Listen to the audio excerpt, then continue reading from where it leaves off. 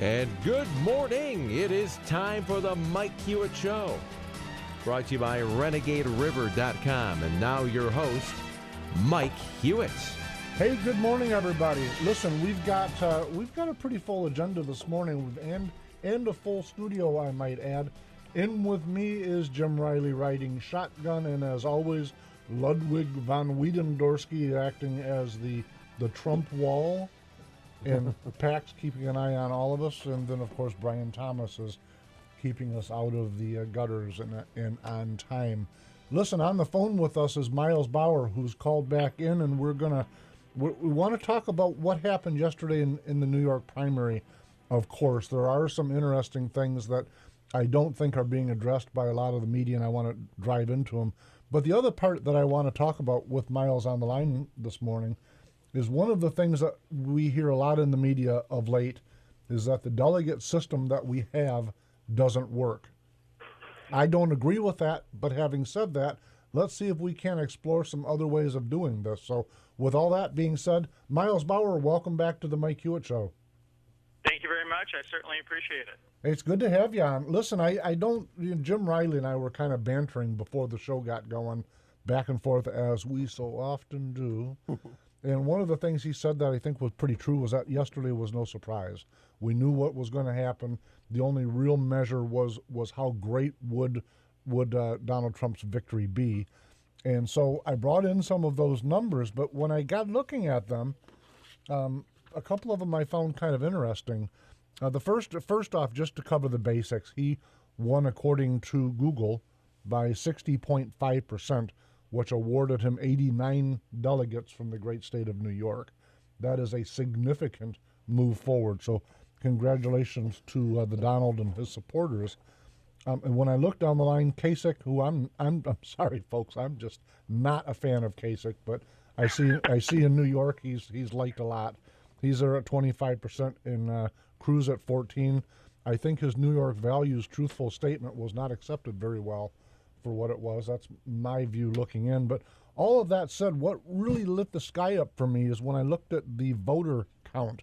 The Democrats in New York, in the New York primary, between the two candidates, generated 1.79 million votes. And the Republicans were 857,000, so they were more than double. I found that alarming. What do you think, Miles? Yeah, I mean, I was kind of looking into the history of voter participation, and I mean, I believe it was 68 was the last time we actually got 60% of the vote to actually come out and vote, and I think the second one, it was like 59% in 2008. So, I mean, to your point, it is an issue in that we don't have people involved in what all's going on for whatever reason, for whatever their reasons are to not participate in the process. There are a lot of folks that just don't come out. Well, they don't, but two things. First off, if I look at the historical turnout, the greatest percentage of eligible voters that turned out to vote that ever were in the mid-1800s. And it's been in rapid decline from the end of the Civil War forward, with some peaks, but in general, decline. But what I was getting at specifically in New York is that the liberal vote overwhelmingly, I mean, more than double, outpaces the Republican vote. And one of the concerns I have for Trump, as you're aware, is certainly he's going to win the nomination. We can debate that forever, but that is the end result. When we do the math upside down, he's going to be either across that magic number, which, folks, by the way, is not an arbitrary number. It's 50 plus 1. It's a simple majority. That's what gets the nomination in the GOP. I think he's either going to be at that number or so close that he'll make a deal with either Kasich or Cruz and just waltz across the line. That's my view. But what my concern is that this is my view, folks, by the way, and I think I might be the Lone Ranger on this view, and at least the station, and including Miles, is that Trump, to me, is a progressive or leaning liberal. And so he does very well on states on the East Coast, and perhaps in California. We don't know that yet. But my concern is whether he's going to be able to get the Republican base which are conservatives, constitutional conservatives like me, ginned up enough to actually win in the general. I get the polls. We can argue polls all day long, but he does have a liberal foundation, and I'm very, very fearful we'll end up with a Hillary Clinton. What say you? Well, and I can certainly agree with that, but I think it kind of goes back to when I was on the show a couple weeks ago.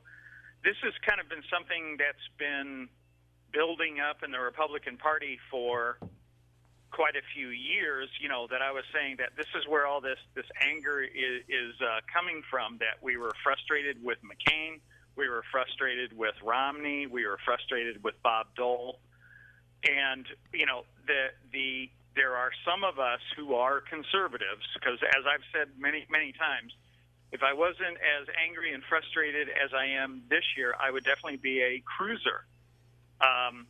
But it's just that I've lost faith that the party even really cares about its conservative base. And, I mean, that can certainly be disputed, but I just don't believe that the party cares that much. I think they're more of a Kasich, kind of mainstream, moderate kind of party, and they view us more as us, and I mean us as the conservative base. I think they kind of view us more as those are just votes. Those aren't really things that we need to be worried about, because people like you and I are just too extreme in their eyes. Hey, Miles, this is Matt. The Trump wall between Jim and Mike here. I was with you when Trump came out. I was excited. I was the guy who's fed up. I tried my own thing 2 years ago because I was thinking along the same lines as Donald Trump himself. But what's concerning is when I look at the voter turnout in New York, knowing that there's about 8 million people alone in New York City, and we had less than 1 million turnout, when earlier in the primary season we were having 2 or 3, 4 million and beating the Democrats by double. Are people getting turned out, turning away from this whole process because of the nonsense that's happened, do you think? That's why there's a lower turnout? So clearly we have an unusual year, right? Because we've got Hillary that's got unusually high negatives, and we've got Trump that's got unusually high negatives. But you know what? They're the front runners. So, it's strange because on one hand, the two people that have got the greatest negatives are also leading the pack. So to your point, it may very well be leading to people tuning out. But the people that are still in there are taking these two unusually negative candidates and putting them in the front. I got to tell you, let me just jump in for just a moment. When I look at the New York results, and I'm kind of taking off of Matt's comments here, first off, I don't think that the 1.7 million versus 800,000, I don't think that that's a sign of turnout. I think that's a sign of what the New York State electorate is. It's uber left. And in fact, if you were to forget Republicans for a minute, if you were just to measure the Democratic Party on a line of centrist to left, you'd find that the bulk of those folks in New York are what we would consider to be uber left, not just a milky toast center of the room kind of people. So I think that's the phenomenon we're seeing there. But part of one of the things I wanted to bring up, I was going to do it later in the show, but we'll touch on it right now. The other thing I did in Michigan, Miles, and I don't know that this is related to this topic, only in as much as maybe there's a measure of war weariness.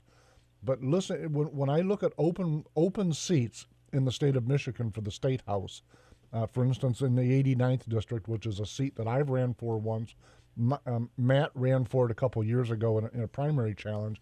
So him and I both know that particular house seat very well. And normally in that race, there's when it's an open, when it's an uncontested, it's the woman that's the current state representative is term limited, so she's not being primaried. Normally in that circumstance, there'd be 6, 7, 8, 9 candidates, and right now there are only 3. And so that kind of struck me odd yesterday, and I got yesterday evening. In fact, Miles, while you and I were texting back and forth about the results, I'm off looking at the rest of the state of Michigan open primary or open seat races.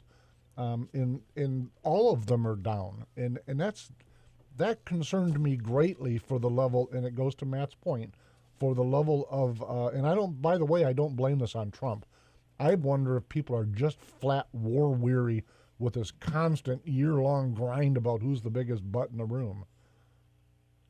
What do you think, Miles? Yeah, I mean, I can certainly see how, given the reasons why I'm backing Trump is because I've lost faith. If that is becoming an issue across the country and people are just starting to lose faith in the system in general, then I can see how people would just back away and say, why even go here? Because, it's, to borrow some of Trump's rhetoric, it's rigged. It's a corrupt system. I mean, hence the Trump phenomenon. Is Trump a symptom of, the people starting to lose faith in their own government? What I find, two things. First off, I hope I don't know what your schedule is this morning, Miles, but I'm hoping you're able to stay in the second segment because I want to talk about on this show today. I hear the term rigged a lot, so I'm wanting to say, okay, let's scrap this system. What will we replace it with? Because I think that's an important dialogue for people to start having. But before we end this segment, with just a couple minutes up, before we end it, what I wanted to kind of banter with you real briefly, the part I don't get is that when I look at Trump's history, he's not a conservative. And so when I hear folks like you, that I've known you my entire life from early high school forward. I'm 55 now. So for a few years, I know you're a conservative, a constitutional conservative. And when I look at Trump, he ain't none of that. So I just don't see how when you tell us you're frustrated with the system, so you're a Trumpster, I don't see how you see that he's the cure to what we've got here. I can't make that add up. It's like saying I'm sick of the Republicans, so I'm going to vote for Hillary or some. To me, it's almost an obscure choice, random choice to say I'm a Trump because I'm mad at conservatives or the establishment. Okay, so I will correct you again. We are Trump-publicans. We're not Trumpsters.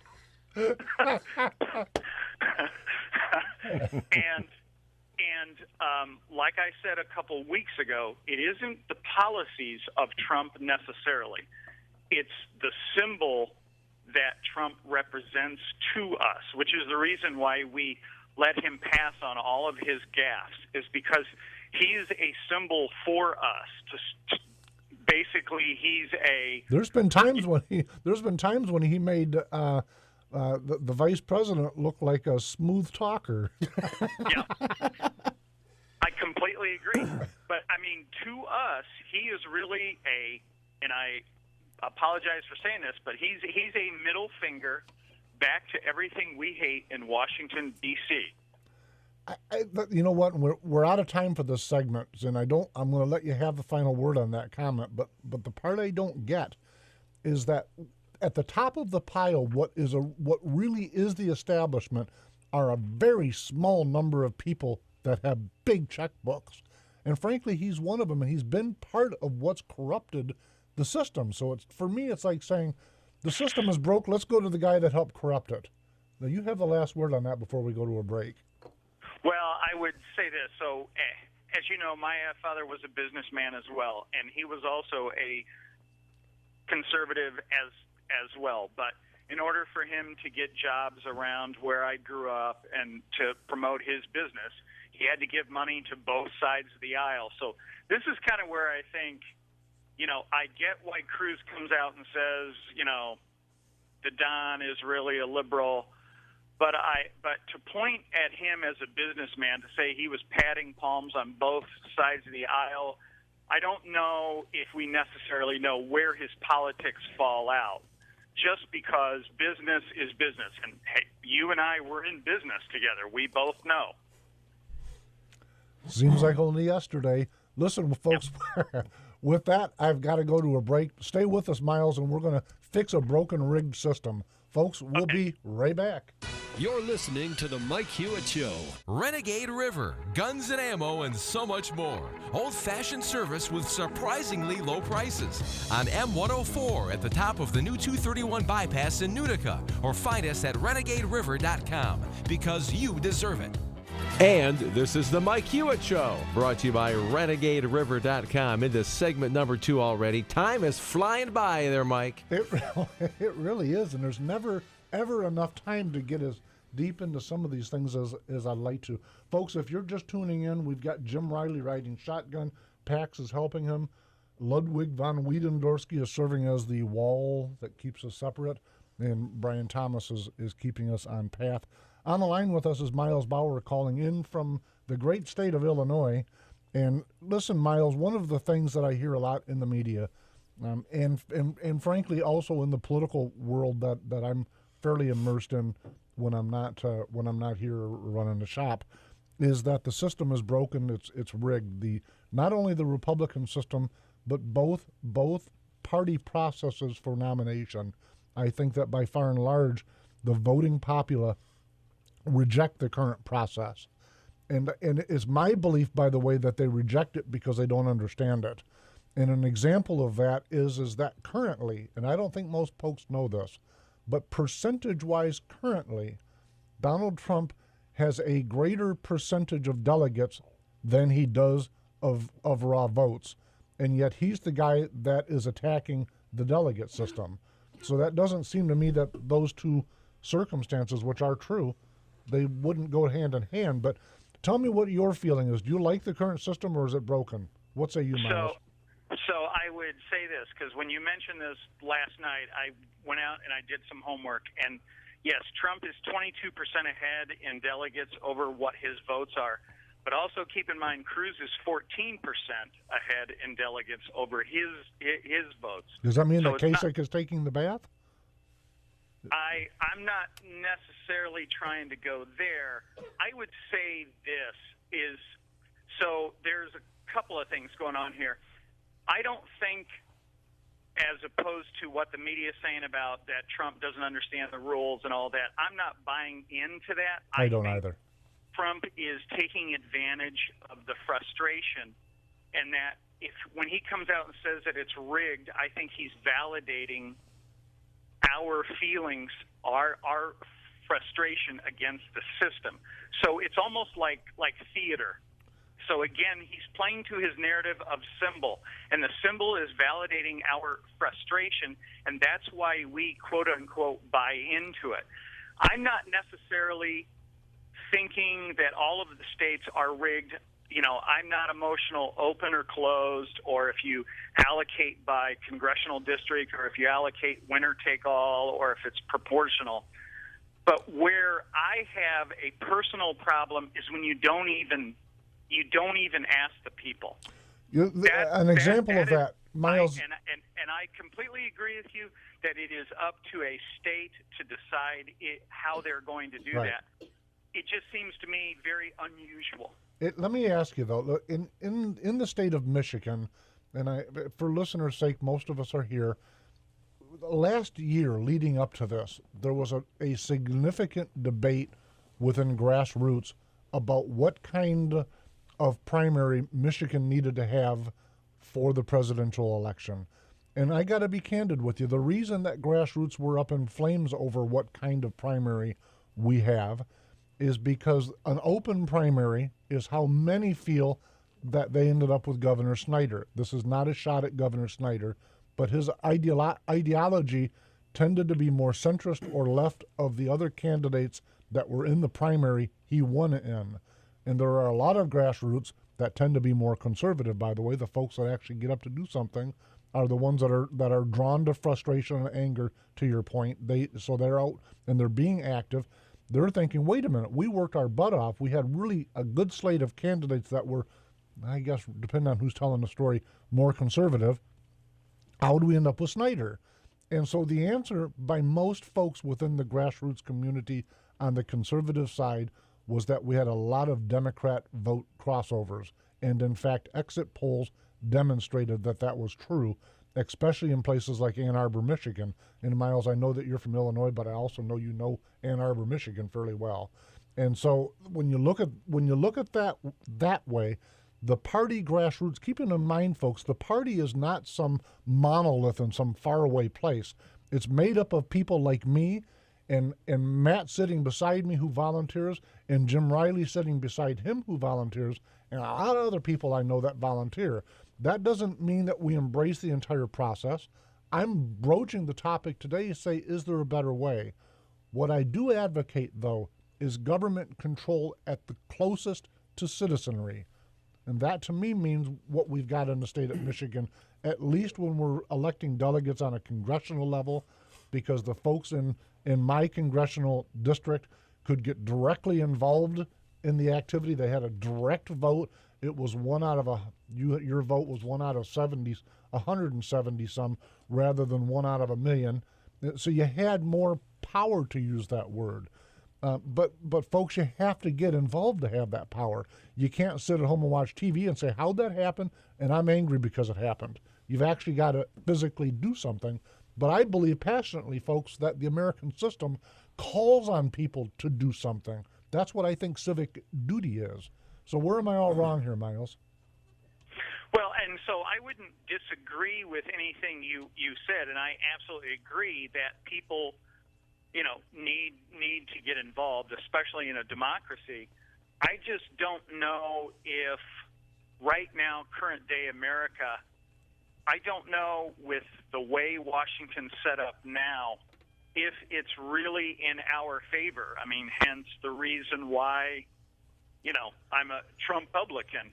But I think you did bring up a good point, I think it was last week on your show, when you said there are certain things that have to be in place because there's so many of us, we're such a vast country, and that we, in order to be fair to everybody, we've got to let everybody into this system. And so I get that we don't, we can't just stand up and be mini dictators to everybody, that there has to be a certain amount of structure in place. And sometimes that looks funny, but, it is, at the end of the day, fair.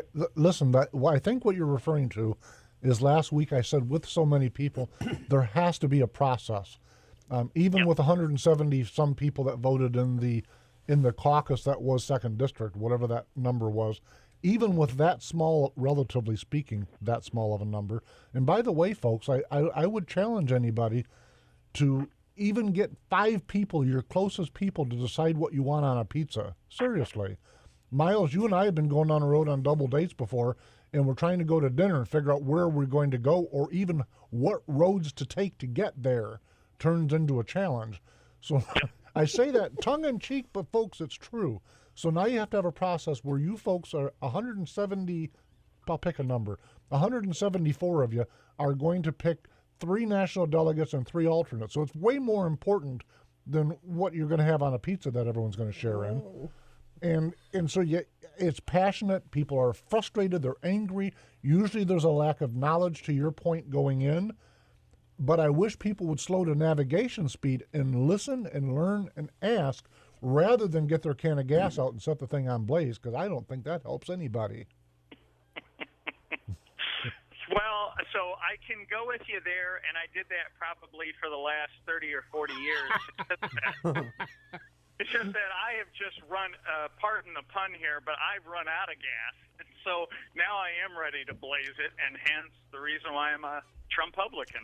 Okay, here's the deal then. So we say the system is bad, and you're a Trump-publican, and we need to change it. What do we change it to? Do you want a French-style direct democracy? I think, and you and I texted back and forth on this. I think the point around this is that at the end of the day, we have a system of human beings, and we are by definition not perfect entities. Agreed. And so hence, there's not going to be a perfect system. I am simply backing Trump for emotional reasons, which means, by definition, they may not be logical. When in fact, you articulated it, when you say that Trump is using this issue of delegate to take advantage of the fervor that's going on in his own ranks. Doesn't that insult your intelligence a little bit? No, because It would mine. As I have texted you, why did the Republican Party, and for that matter, the Democrat Party as well, why did they let it get to this point? Did they truly not see the frustration growing out there? We were frustrated in 2008. We were frustrated in 2012. We were frustrated long before that. How did a party just continue to ignore what was going on in the grassroots? It may be, Miles, that maybe I'm approaching this too naively. I've always in fact, I've said this a number of times on this show. I've always looked at the Republican Party as like a three-legged chair. The Christians, or the evangelical Christians, I should be more specific, the libertarian-leaning folks, and the establishment, or what I've always affectionately referred to as the Rockefeller Republicans or the Ford Republicans.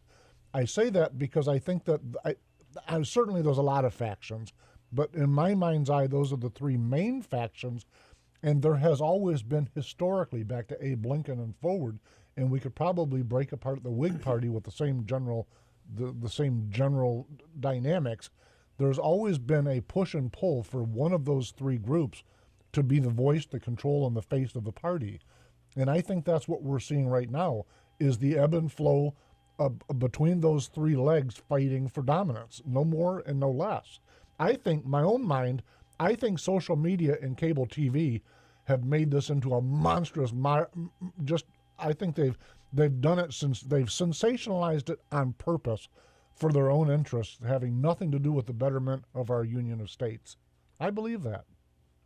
Yeah, I would definitely agree. I mean, the media is always going to take advantage of it because if you think about it, they've been saying for quite a few months now, Trump means ratings, means advertisers are going to pay them money, means people are going to tune in, which is going to give the networks far more money. Yeah. And this is what I was referring to about the Washington-New York corridor when I was saying about the establishment, that it's not only the political establishment, but it's relationship with the media as well, that they can play off of each other, and it benefits them to have something like this occur. It's like obviously I'm not a Trumpster. Having said that, I've gotten, and I don't want to beat up on Fox News on this show, so please forgive me. Yeah.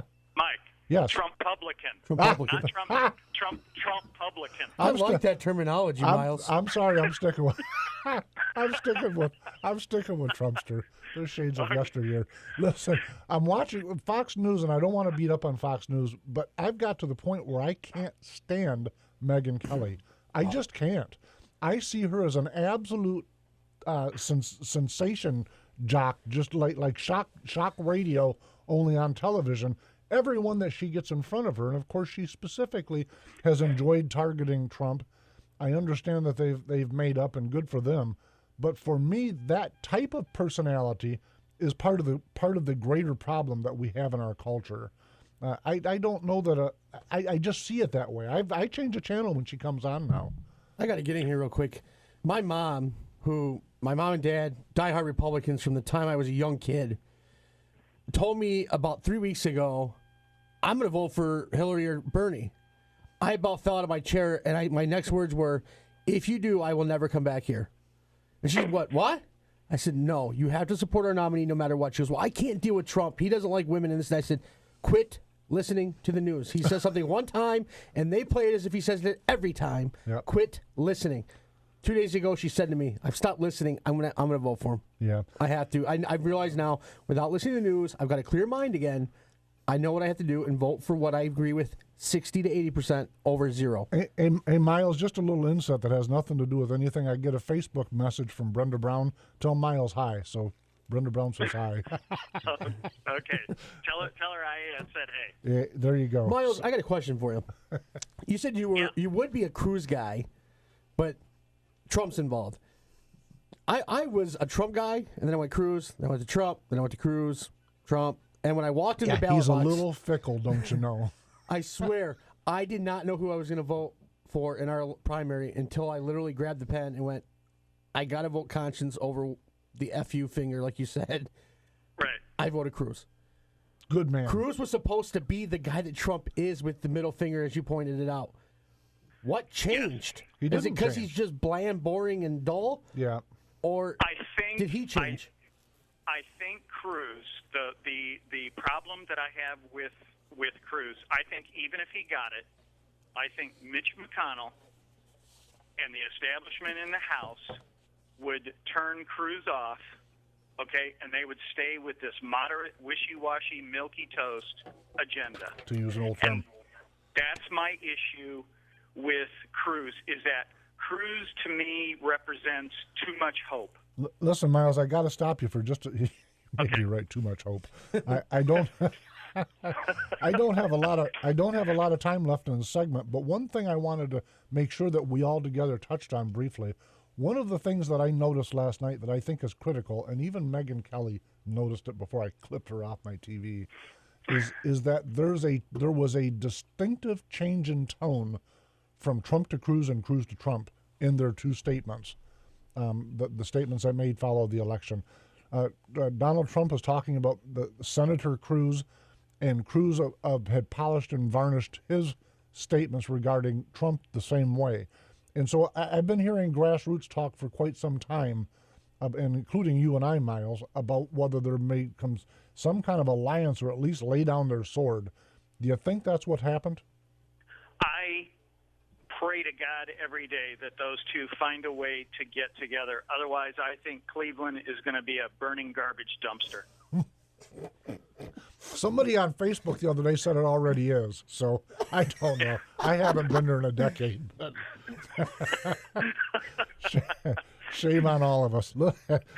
Listen, we've got to close up the segment. The next segment is the Enigma Report, Miles, and we're going to touch on. We're a couple days early, but I really wanted to touch on the Earth Day drama because it's Earth Day week, if I might. So you're more than welcome to stick with the Enigma Report if you'd like. Okay, yes, I will. Okay, great, folks. We'll be right back with the Enigma Report. This is the Mike Hewitt Show.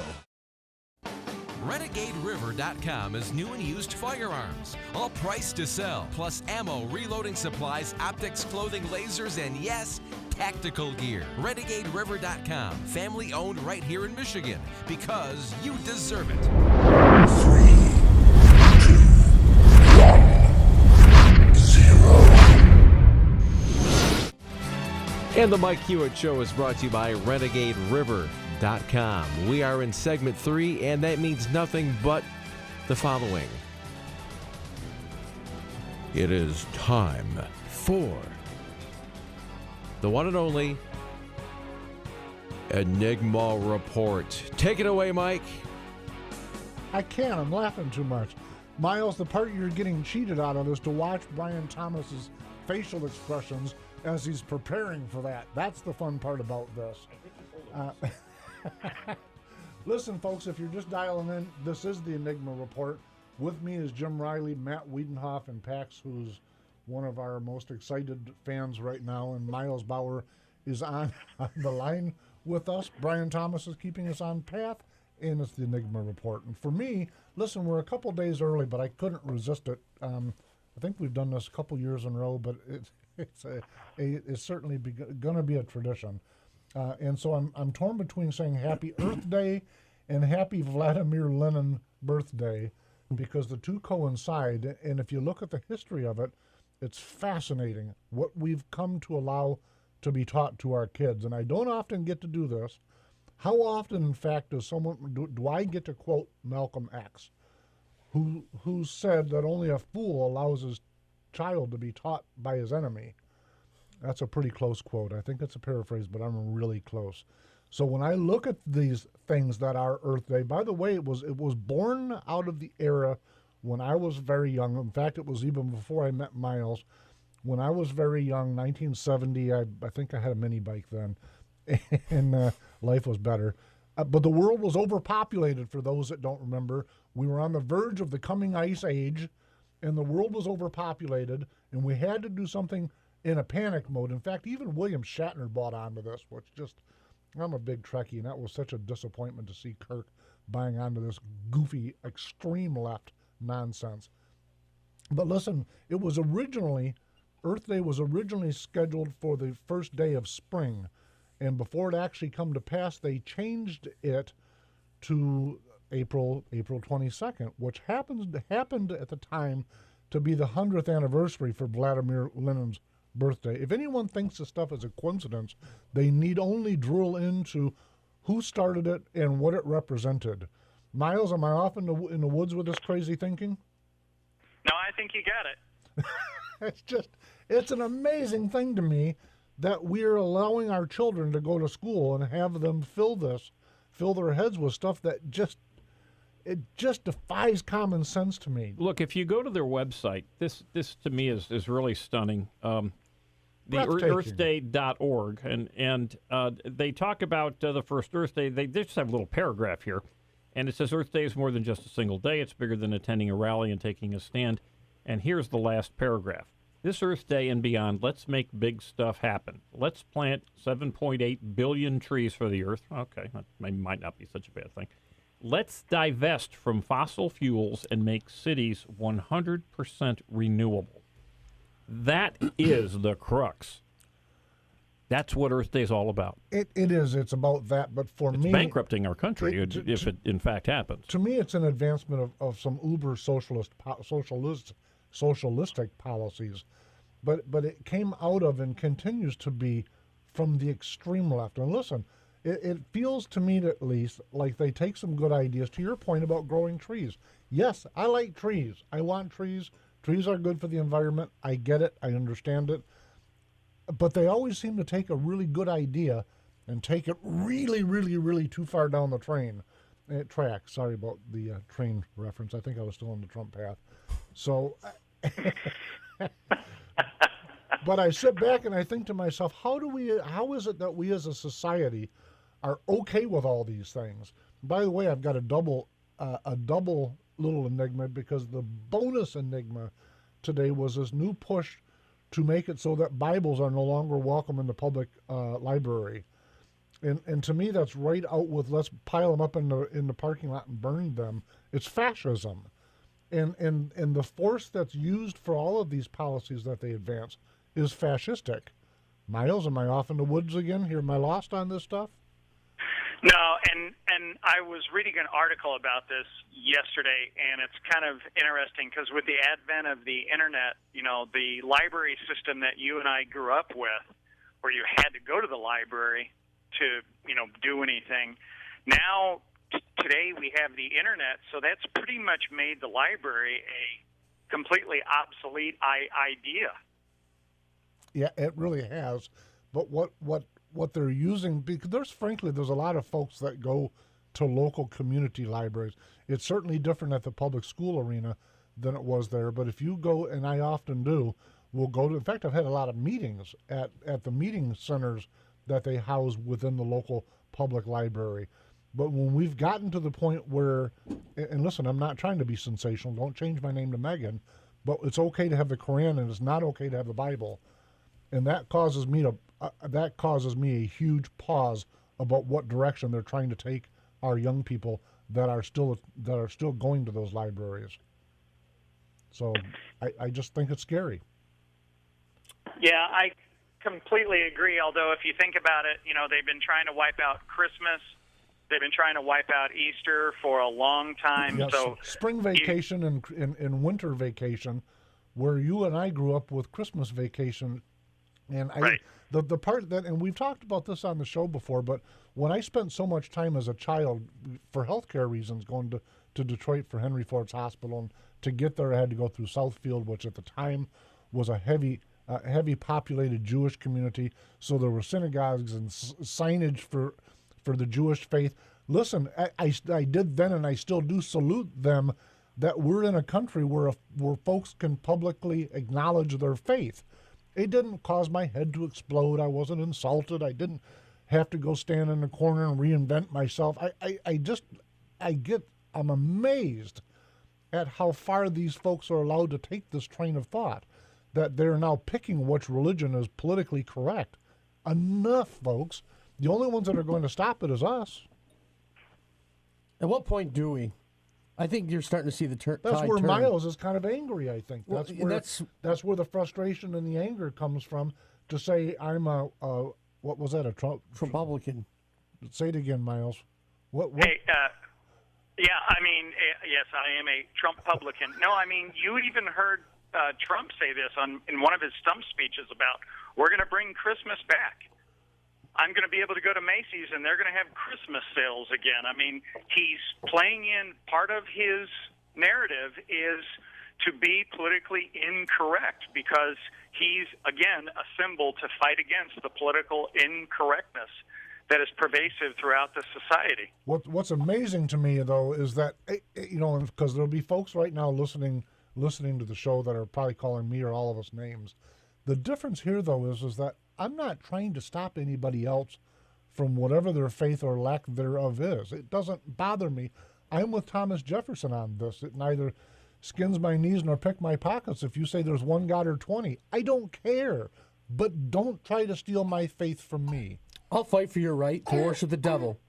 My kids go to Catholic school. I'm 100% Catholic. I'll fight for your right to worship the devil, but then don't get in my way of worshiping my God. Don't say, I need to fight for your right, but then you're going to scrunch my right. To me, when it's done underneath the banner of tolerance, which is what they do, it's the most slap-your-face intolerant that there is. But it's, by definition, it's fascism. Mm-hmm. So I just think when we look around us right now and see the troubles that we have, I think they're all curable. I don't think the world is on fire. But I have to tell you, I really believe, and I've said this a lot, I hear myself echoing, I believe Abe Lincoln when he said the philosophy in the classroom today will be the philosophy in government tomorrow. And when I think of those words and look at what's going on, man, it scares the bejeebers out of me. I'm just telling you. Bernie Sanders is actually getting up a fight. Would you ever have thought in your lifetime, Mike or Miles or Jim, that you would have seen a self-described socialist in a presidential campaign with steam, raising money? Never, ever. There's a reason. Yep. It's what you just said. Well, the reason in that case is there's a lot of young folks that look at the 1,140% increase in tuition that we've talked about on this show and think, holy mackerel, I can't pay for that, but I still want to have a future. Yeah. So, I mean... Classroom of yesterday gives you the future today, right? Yep. Those kids were in the classroom yesterday. They are the future today. Miles, I genuinely hope that you are correct. As you know, we don't agree, but listen, if you're right, I'm on your team, buddy. I think we got troubles coming down the track. I do. Last year you had 48% of the babies last year were born to unwed mothers. And yet when we go to any prison, Joliet, Illinois, Jackson, Michigan, when you do a survey of the folks that are in those jails, it's 70, 80, and 90% came from single or no-parent families. And yet we now have that as a life choice.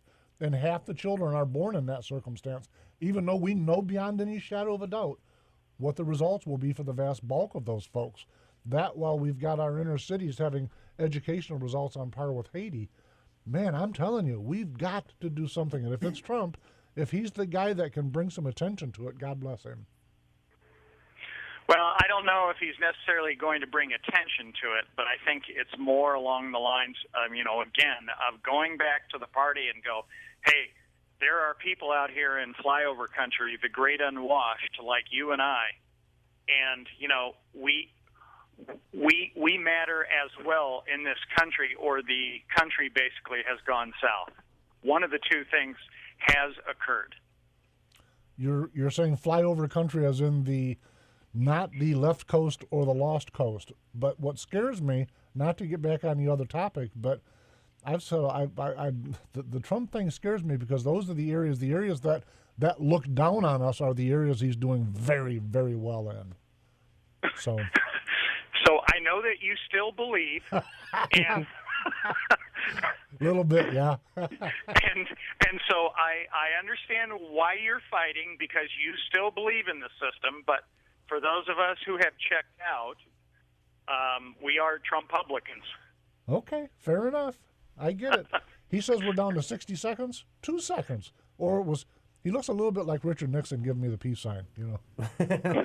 There was 2 fingers there? I forgot we have that extra minute now at the end. Oh, so, yeah, we got so an I, extra So I minute. have to retweak my clock. Yeah, it went from 1 minute to 2 minutes. Anyhow, listen, Miles, I appreciate you coming on, and I've had some fun with you on the show this morning, and I didn't get as far into the Enigma report as I should have, so I apologize to everybody, but I couldn't leave that other topic alone, so shame on me. But in the meantime, find us, folks. How long do I have now? You got me confused. About 90 seconds. Oh, I've got all the time in the world. I really do. Miles, what's the cure to this? Beyond the symbolism, is there a cure? I don't think so, and maybe I just can't see it through my frustration and anger. And maybe once I get that out of my system, maybe I'll be able to breathe correctly and be able to think straight. I got to tell you, for me, I've almost drawn the line in the sand saying, the Ronald Reagan line in the sand. I've almost got to say we've got to forget what was and say, what are we going to do going forward?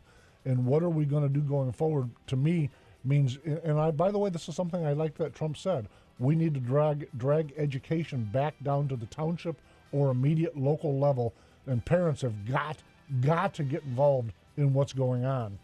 They've got to become educational partners with the teachers, and they've got to get back to some moral angers. Be a parent. That's exactly right. Miles, thank you very much for joining us. Folks, find us on themikehewitt.com, and we'll talk to you next Wednesday.